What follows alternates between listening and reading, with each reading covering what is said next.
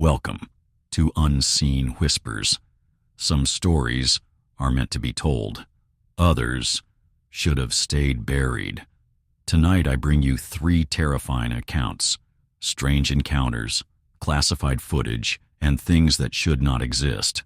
Stories that will make you question what lurks in the shadows and what our world is truly hiding. But before we begin, tell me, have you ever experienced something you can't explain? Leave your story in the comments below. Now, turn off the lights, put on your headphones, and prepare yourself for what lies ahead. Story 1. Keep seeing things around my house. I don't think I'm alone. Part 1. I don't really know how to start this, but I need to get it out. Maybe writing it down will help me make sense of it.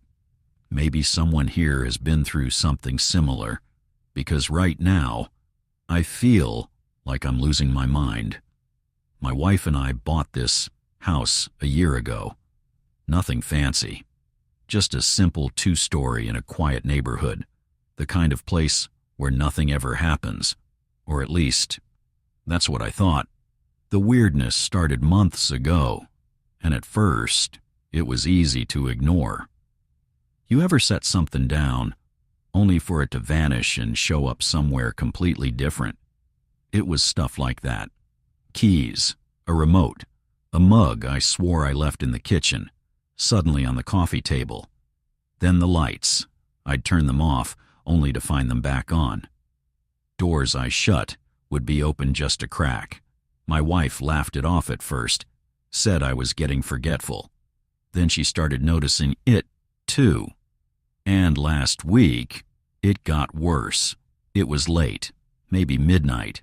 My wife was already in bed. I was in the living room, zoning out in front of the TV. I don't even remember what I was watching. But then, I got that feeling. You know the one. That deep, primal instinct that tells you you're being watched. Slowly, I turned my head, just slightly, and out of the corner of my eye, something moved down the hallway. I froze. My brain tried to rationalize it, a shadow. My imagination.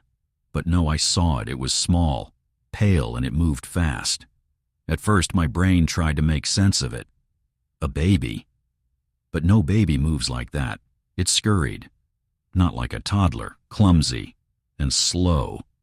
It crawled too fast, its arms and legs moving in a jerky, unnatural rhythm, more like a spider skittering across the floor. I barely got a glimpse before it vanished past the bathroom door. I sat there, frozen, hard hammering. I told myself I imagined it. I wasn't going to check. I didn't want to check. Then I heard it, a soft, wet giggle. I stood up, slowly. The hallway stretched before me, dark and silent. But at the far end, something moved. The guest bedroom door was open, just a crack. I should have left. I should have woken my wife and gotten the hell out of there. But I didn't. I stepped into the hallway. The air felt wrong, heavy, like the walls were pressing in. My own heartbeat thundered in my ears. Then, from inside the guest room, I heard it again. That giggle. I pushed the door open. The room was empty. I checked the corners. Under the bed. Nothing. I exhaled, half laughing at myself. Maybe I was losing it. Then behind me, the closet door creaked. I turned. It was one of those old sliding closet doors, the kind that never stays shut all the way. A thin sliver of darkness peered back at me through the gap. And then, a tiny, pale hand shot out, twitching fingers, and in one sharp motion, it yanked the closet door shut. I ran.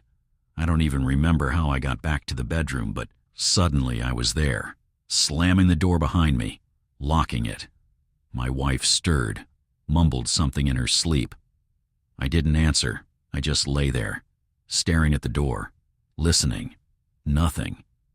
The night stretched on, slow and silent. Eventually, morning came. Sunlight spilled through the blinds. The house felt normal, like nothing had ever happened, like it was all a dream. But as I stood in the doorway of the guest room, staring at that closet, I knew I wasn't dreaming, and I wasn't alone. Story 2. The Lonely Watcher, isolation. Some people fear it. Some embrace it. Me? I had no choice. I took this job as a fire watcher in the Upper Peninsula, alone in a tower, watching for smoke. It was fitting, considering my life had been reduced to ashes. My mother, heart attack. My father, respiratory failure.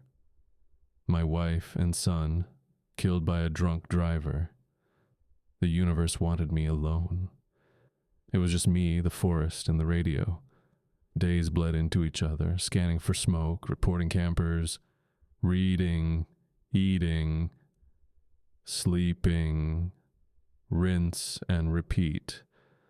Until the night everything changed. I had a dream.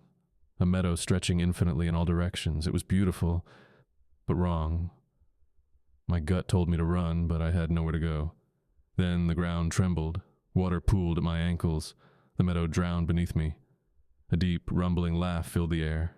Then I sank. I saw something. A shape, vast, ancient and waiting. A voice. Low, guttural, unnatural. Draw near to me, boy. Free me from mine chains. I jolted awake. The radio was screaming. Fire 1 mile out. Move, now. Disoriented, I grabbed my gear and ran. I rode out to the middle of the lake, waiting as the inferno consumed the land. The fire was contained within 6 hours, but the damage was immense. Nearly 1 million square feet of forest gone. The next morning I was sent to inspect the burn site. That's when I found it. A massive boulder, now exposed, had a crevice beneath it. A narrow opening, just wide enough for something to crawl through. I checked my map. Nothing. No records of a cave here. Curiosity won. I shined my flashlight inside. What I saw made my breath hitch. A cavern. Massive. Glittering. Beautiful. Alive. I radioed my boss. Cam, you need to see this. She arrived the next morning. I led her to the site, heart pounding. But when we got there, the crevice was gone. No opening, just solid rock. Cam stared at me, unimpressed. You dragged me out here. For a boulder. It was here, I swear. She turned and left. I stayed, digging. Hours passed. Nothing. That night I dreamed again. The warnings. I was in the cave. The same vast chamber. Stalactites like fangs. Shadows shifting in unnatural ways. Water dripping in rhythmic echoes. Drip, drip, drip. Then the voice. Draw near to me. Thunder jolted me awake. My tower rattled under the force of the storm. Rain slammed against the glass. I turned. Faces. Pressed against my windows. Sunken eyes. Gray, hollow skin. Mouths moving, but no sound. My radio crackled. Run! Hide. Save yourself. Then a final voice. Clear. Familiar. You sleep where we slept. Do not creep where we crept. Easton. The fire watcher before me. Lightning flashed. And they were gone. For weeks I fought it. The pull. The need to find the cavern again. I ignored the whispers in my dreams. Until last night. I was sleepwalking. Barefoot. Wearing only my t-shirt and shorts, and I was standing at the crevice. It was open again. A faint orange glow pulsed from within. My feet moved before my brain could stop them. I squeezed inside, crawling through the passage. The cave was as grand as I remembered. Stalactites gleamed in my flashlight's beam. Water dripped in a hypnotic rhythm. The glow deepened. The tunnel narrowed. I dropped to my hands and knees, crawling, scraping my skin raw against the stone. My breath hitched. Bones. Hundreds of them. I heard Easton again. You creep where we crept. You shall sleep where we sleep. I ignored him. I had to see. The tunnel opened into a cathedral, a colossal underground chamber, pulsing with light, lush vegetation, 4 waterfalls crashing into a lake of unknown depth, and at the bottom, a shifting, writhing mass, eyeless, limbs stretching, retracting, a monstrous fusion of creatures that should not exist. It spoke. What dost thou seek? I was trembling. Where's my family? They were but illusions, used to calleth thee. What are you? Behemoth, the second oldest, the forgotten. What do you want? To destroy, to decimate. I looked around, the bones, the faces of Easton and the others, fire watchers, just like me. Why me? To be my emissary. Silence. I had nothing left. This world had taken everything from me. I accepted. Story 3. Found a classified CIA tape about Lake Nyos. It shouldn't exist. I work as an archivist for a government agency. I can't say which one. Most days my job is routine, cataloging, restoring, forgetting. But last month I found something I shouldn't have. A black, unmarked VHS tape buried deep in a forgotten storage room. No file number, no record in the system, just a single yellowed note taped to the case. NYOS protocol, evidence for destruction. I should have left it alone. I should have destroyed it. But I didn't. I watched it, and now I can't unsee it. The tape starts. The footage is grainy, shaky, handheld, like old military reconnaissance film. A group of scientists dressed in hazmat suits trek through the Lake Nyos disaster site. The air looks thick, distorted. The camera lingers on a woman leading the team. Her name tag reads, Dr. Annika Rojas. This is Dr. Rojas, August 15th. We've reached the entry point. The facility should be beneath us. The camera tilts down.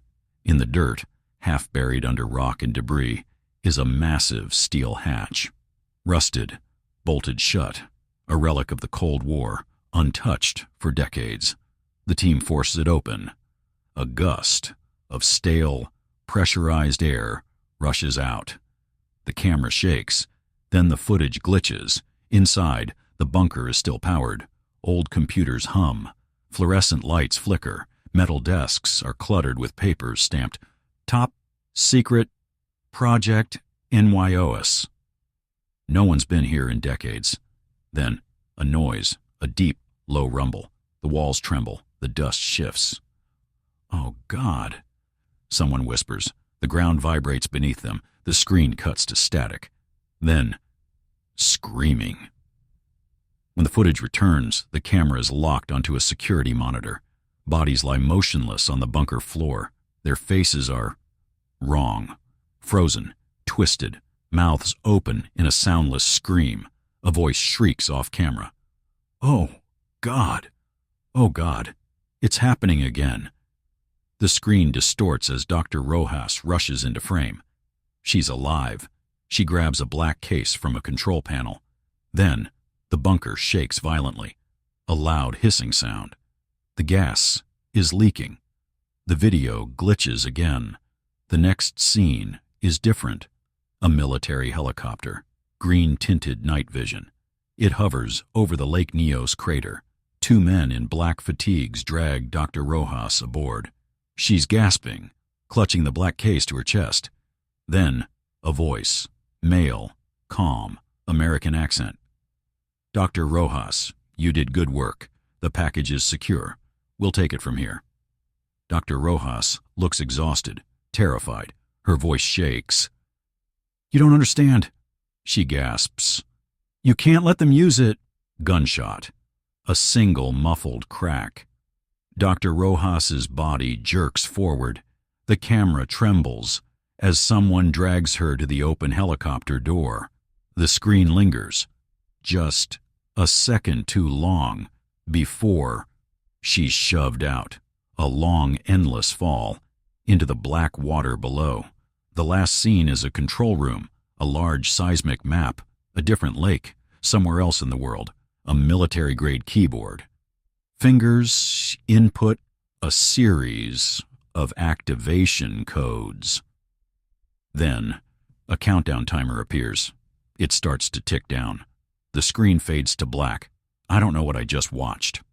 I made a copy before they erased the tape. I don't know if I should release it. I don't even know if I'll be safe after posting this. But if I disappear, you know why. The world is full of secrets, some too terrifying to uncover. Now you know what they saw.